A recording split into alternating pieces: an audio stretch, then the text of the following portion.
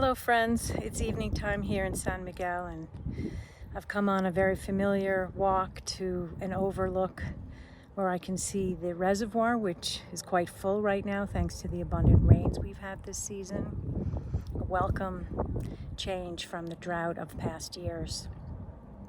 So I'm feeling grateful for that and emboldened. I wanted to share something with you that's a little private and a little uncomfortable to share, but I'm determined to shift my perspective on something, and so I'm going to name it and claim it out here in public. Many of you know me as a leader, a healer, a teacher, now a published author, also a poet. And I'm not shy about speaking in public when I have the microphone, so to speak, or have been invited to a dedicated time and place where I can speak uninterrupted and what I have to say is welcome.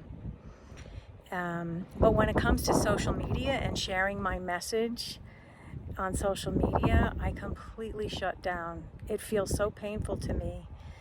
It feels like competition, and as soon as I experience that in my body as a tightness, I'm brought immediately back to my childhood and to the dinner table where my large Irish family, often had deep and provocative conversations spurred by my father.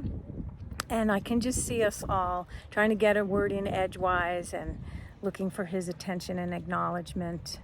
And what I experienced at that time was a lot of pain. I often felt humiliated, shut down, and my conclusions were really that what I had to say was not valid, was not valued, was not important, and maybe I'm not important, right? As a little kid, you're trying to figure out your place in the world, in the orbit of your family, for example.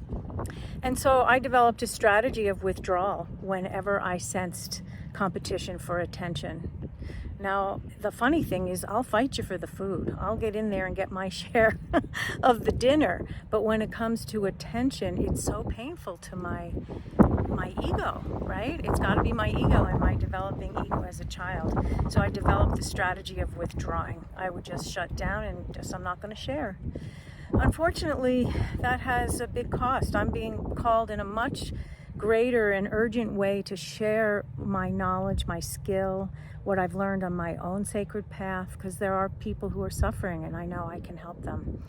In over 30 years, helping people into alignment with their true selves as a chiropractor, as a resilience coach, as a facilitator of women's circles, as a mindfulness meditation teacher, I've seen what it's like when you have a limiting belief about yourself that prevents you from expanding your possibilities, from even believing it's possible for you to change.